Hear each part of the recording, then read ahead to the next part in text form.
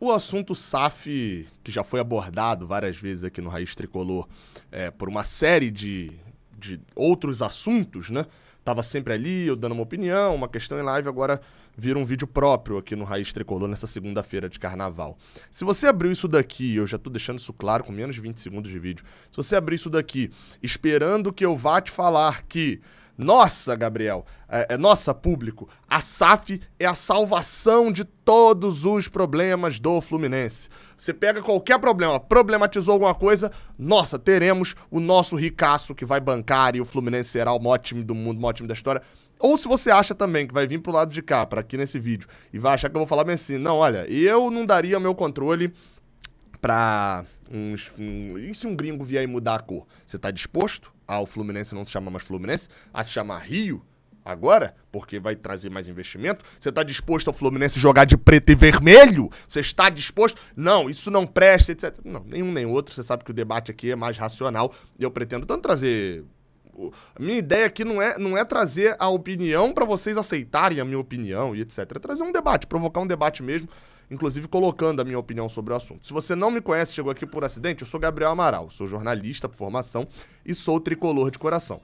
Esse daqui é o canal Raiz Tricolor, canal que a gente fala tudo sobre o Fluminense, trazendo notícias, opiniões, análise de jogo, análise de futebol mesmo, e de todo o cenário e às vezes umas curiosidades também.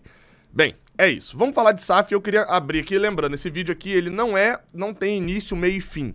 Ele tem um início e um princípio de meio. Por quê? Eu não pretendo dar o meu veredito final e eu não vou mudar mais essa opinião. Não. Por quê? Porque SAF é uma coisa nova. E nada é tão bom e nem tão ruim quando eu abrir falando. As vendas de Botafogo e Cruzeiro, principalmente, na verdade, a do Vasco, acenderam um alarme. É o motivo de eu estar gravando esse vídeo aqui.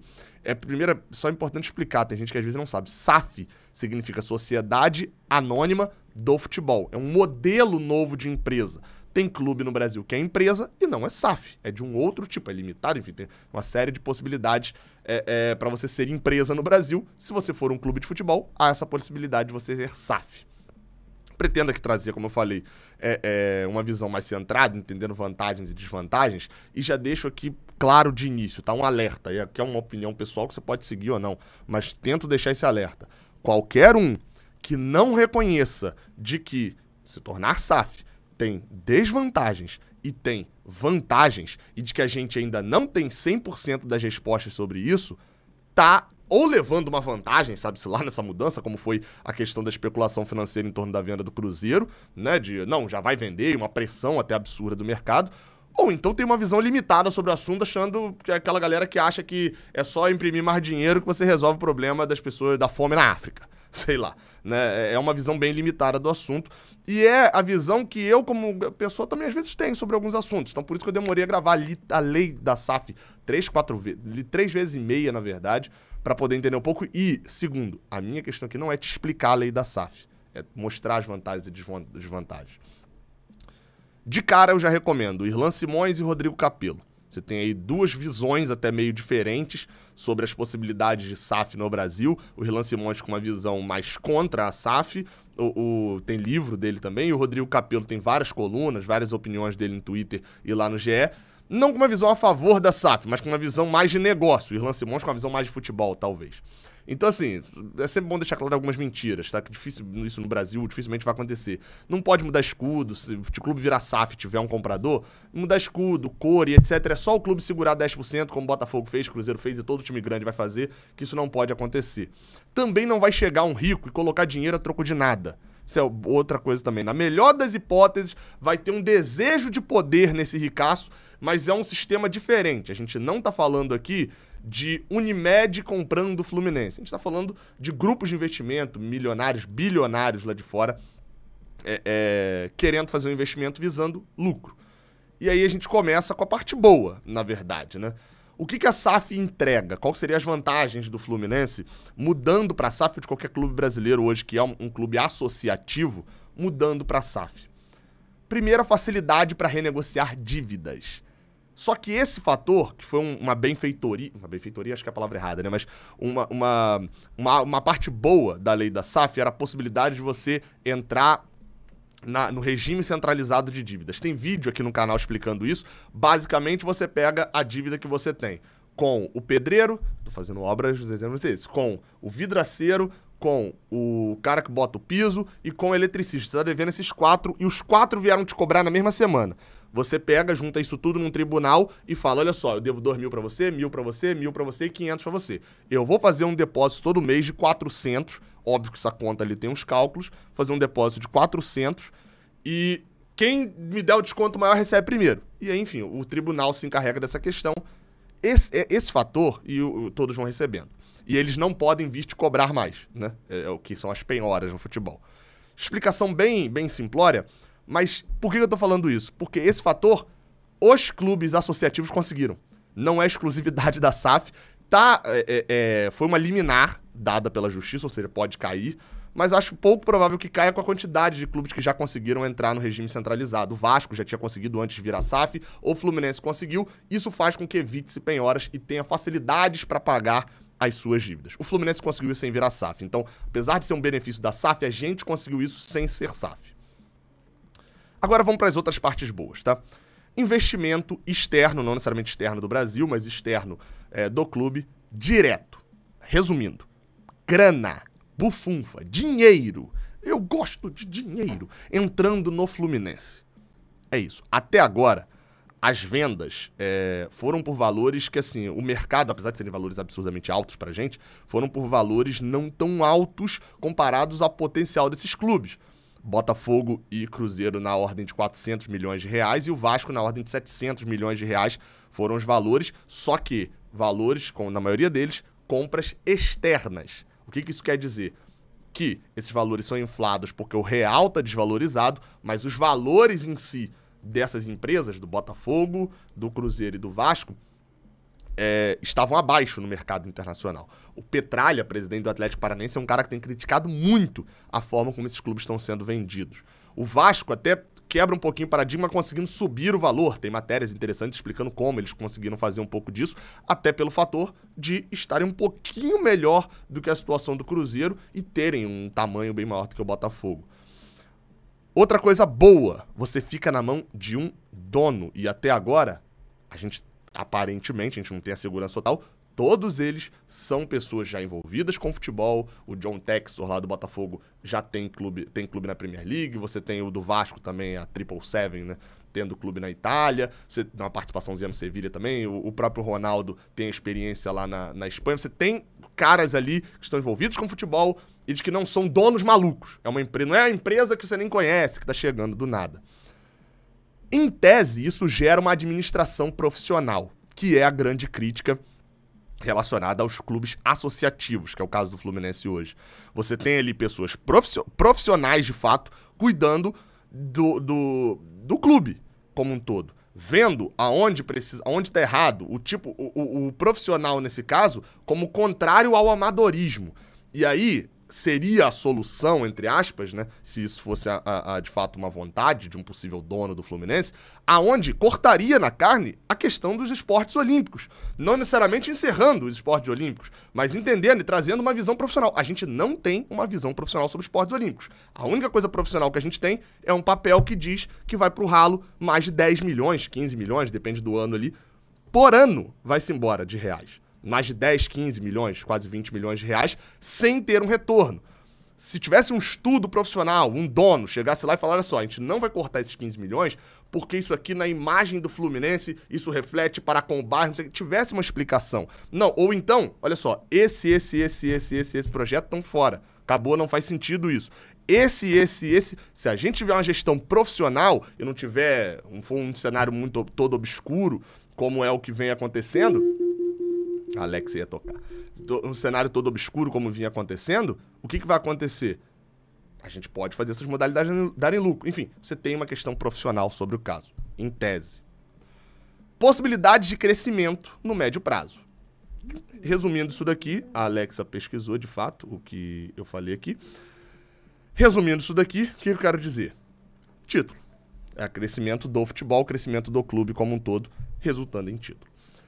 Só que, como eu falei, nem tudo é perfeito, nem tudo é ok. Você tem uns problemas que a gente começa a identificar, não são muitos ainda, mas a respeito da SAF.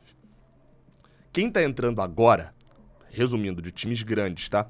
Botafogo, Cruzeiro e Vasco. São os 3 grandes que entraram. Se a gente for considerar ali 13 grandes, eu boto o Atlético Paranaense nessa conta aí, até pelo cenário, o Atlético Paranaense é um valor, tem um estádio, um valor de compra bem maior, né, do que o do Botafogo, por exemplo. Você tem 3 de 13, pô, um número considerável para, sei lá, menos de um ano aí de questões, né? Quem tá entrando agora tá em desespero. Não é à toa que o Vasco tá na Série B, o Cruzeiro tá na Série B, o Cruzeiro pelo 3º ano, o Vasco pelo 2º ano, as primeiras vezes que isso acontece com ambos os clubes e no cenário nacional. O Botafogo, em que pese ter subido, tem a dívida mais desproporcional do Brasil, dado o tamanho da dívida de quanto ele recebe. Eles estão em desespero, como eu falei, a análise geral do mercado é de que os valores de compra foram baixos. Ou seja, quem entra agora ou estava estudando isso há muito tempo, o Botafogo mesmo fazendo isso tudo conseguiu só esse valor, ou então é porque está num desespero absurdo. Outra questão ruim é você ficar na mão de um dono. Eu falei, e provavelmente a pessoa que é contra a SAF lá atrás virou e falou assim, Gabriel, você falou como algo positivo? Sim, porque tem um positivo e um negativo de ficar na mão de um dono. Você está sujeito a um tudo por lucro. Se o dono não pode mudar as cores do Fluminense, né? Como eu falei, ele precisa ter 100% nessa questão, e isso é algo que quem está em desespero, a venda do Vasco foi melhor, porque não vendeu 90%, que é tudo que você pode vender, ou seja, se o Vasco tiver um investimento, o Vasco for tricampeão da Libertadores, ele pode vender mais 20% ainda por muito mais dinheiro, você fica na mão de um dono que tá sujeito a lucro, tá querendo lucro. O que o John Textor quer no Botafogo? Quando ele bota lá na Premier League, bota Botafogo Fans, usa esse filtro do Instagram, quer internacionalizar a marca do Botafogo, quer tornar o Botafogo um pouco maior pra vender. O objetivo dele é vender. E você fica na mão de algumas decisões que são impopulares, porque o clube é dele, né? É óbvio que quando você fala hoje, você fala bem assim, pô, Gabriel, mas o clube, na teoria hoje, ele não é nosso também. Apesar da gente votar, a gente não tem o controle. Sim, mas a visão do John Textor, ou do Ronaldo, ou da 777 e tal, é a venda. Isso pode tomar medidas não populares, né? Impopulares. Por exemplo, dá menos prejuízo jogar no Maracanã que jogar no Ci Resende em Bacaxá. É interessante? Então bota. A torcida vai ficar putaça, vai reclamar, não sei o quê. Mas rede social não quer dizer nada em relação ao que eu vou ter se o Fluminense jogar em Bacaxá e ganhar todos os jogos. Então, assim, medidas impopulares. Tem um exemplo bem bosta aqui, mas vocês entenderam. Outro ponto é sobre a administração profissional. É claro que é ótimo a gente tirar, e o caso do Vasco foi muito claro nisso, a votação do Vasco, as falas, as entrevistas dadas antes por conselheiros do Vasco, assim, são absurdos. Tem um cara que fala, pode procurar aí pra ver. O cara que fala bem assim, pô, se isso acontecer, não sei o que, em que a gente vai mandar? Foi nesse nível, assim, basicamente a frase do cara. É óbvio que isso é bom, você tirar decisões de futebol, esses caras aprovam camisa, esses caras aprovam quanto que um presidente pode gastar no futebol, esses caras avaliam as contas do Fluminense, etc. E é óbvio que nem todo conselheiro é problemático, assim como eu tô falando. Mas a massa não tá nem aí pro dia a dia de fato do Fluminense e não são profissionais. Só que, por outro lado, empresas falem. Empresas quebram. Empresas têm corrupção. Tem pessoas corruptas. Tem roubo, tem rombo. Em empresas. Não sei se você tá sabendo aí, mas tem, tá? E muito, e muito. Então, assim, não necessariamente, por isso que eu falei lá atrás, em tese, uma administração profissional. Não necessariamente a administração profissional, ela é bem feita. Vou usar o exemplo do Vasco aqui também, da administração da gerência de futebol no ano passado. O Alexandre Pássaro, que é todo um estudado, um profissional e etc., destruiu o futebol do Vasco. Você tem outros aí exemplos no Brasil, em outras áreas, do cara que chega... Teve um cara, pô, esqueci o nome do cara, mas ele chegou no esporte como um cara, pô, estudado, com MBA nos Estados Unidos, experiência na Inglaterra e não sei o quê, chegou para poder ser diretor, acho que de comunicação do esporte, destruiu a comunicação do esporte. Destruiu. Precificação de ingresso, deu uma confusão absurda, acho que foi em 2014, 2015, mais ou menos. Não necessariamente profissionalismo quer dizer bom profissionalismo, quer dizer que o cara é bom no que faz. Entendido? Pode continuar tendo roubalheira, pode continuar tendo gente levando por fora, mesmo dentro de um profissionalismo. Empresas quebram. Não é porque virou SAF que burros deixam de conseguir emprego. E se der errado, é um errado extremamente agressivo. E aí, nesse ponto, eu coloco aqui uma opinião minha. O Fluminense hoje está numa evolução. Se a gente pegar os últimos 4 anos, vem numa crescente. Dá pra você discutir o tamanho dessa evolução, dá pra você discutir a personificação que alguns tentam forçar em Mário Bittencourt, essa evolução e etc. Mas há uma evolução em escala do Fluminense nos últimos anos. A gente vem de um ano de 2018 tenebroso dentro de campo, fora de campo, para um ano de 2019 um pouquinho pior, né? Um pouquinho menos pior. Você vai para 2020, quinto colocado no Brasileiro. Você tem tido melhoras, tanto dentro quanto fora de campo. Só que a gente hoje, uma vez eu vim de Volta Redonda e eu peguei o Arco Metropolitano. É mais longe para eu chegar aqui em casa, percorre um pouquinho mais de distância do que se eu vier por dentro do Rio. Só que é uma pista, pô, tava vazia no dia que eu peguei, de tarde e tal. Pô, vim embora, tranquilamente. É um pouco mais longa, é um pouco mais perigosa também e tal. Mas, pô, muito mais tranquilo de se dirigir, porque você pega sem trânsito nenhum. Hoje, o cenário como a gente tá, e crendo que vamos ter administrações boas e etc. ao longo de um bom tempo, é como se a gente pegasse essa via mais longa, que tem perigos iminentes, chamados o quê? Rebaixamento, prejuízos, não sei, pode acontecer qualquer drama. A Chapecoense teve uma coisa que nunca tinha acontecido. Você pode ter uma série de dramas, pode tombar a sua sede, pode vir uma chuva muito forte, voar uma cobertura, você tem que gastar dinheiro. Coisas acontecem. Você tem perigos iminentes que são muito mais danosos, mas você vislumbra que vai chegar no seu ponto final. A SAF seria você pegar esse caminho e você falar, olha só, tá aqui um carro melhor, tá aqui um carro que é mais seguro, ele contra assaltos, ele vai pôr os perigos, aí você vai ter uma segurança muito maior. Ele dá mais velocidade, dá mais conforto, mas o carro não é seu. E qualquer problema que tiver, o dono do carro vai ter um prejuízo, mas ele vai pegar, vai tirar o carro, vai mandar a seguradora levar e você tá a pé. Então assim, eu tô falando isso, parece que eu sou contra e tal. Não, o meu cenário hoje dá pra esperar. O Fluminense deve, e aí é deve de dever, não é deve de provavelmente vai fazer. Tem que ter um grupo hoje, em Laranjeiras, um grupo com várias áreas, com pessoas especializadas, de fato, em comunicação atual, porque a comunicação de hoje é totalmente diferente de quando eu entrei na faculdade, há 10 anos atrás, imagina, profissionais extremamente antigos. Tem que ter gente especializada na área financeira, tem que ter gente especializada na área jurídica, um grupo de elite estudando esse tema e vendo de perto efeitos no Botafogo, no Vasco, no Cruzeiro e, de repente, em outros times que possam já virar SAF nas próximas semanas ou meses. Por quê? A gente não pode ficar para trás desses para depois só sobrar o dinheiro sujo da Arábia Saudita ou o dinheiro da Rússia, que agora deve sair da Premier League para poder investir na gente, a gente ficar na mão de uns caras que a gente não faz nem ideia que estão lavando dinheiro no Fluminense. Ou então, pra gente também não se precipitar e entrar num negócio desse, e aí, meu amigo, 90% do Fluminense foi vendido.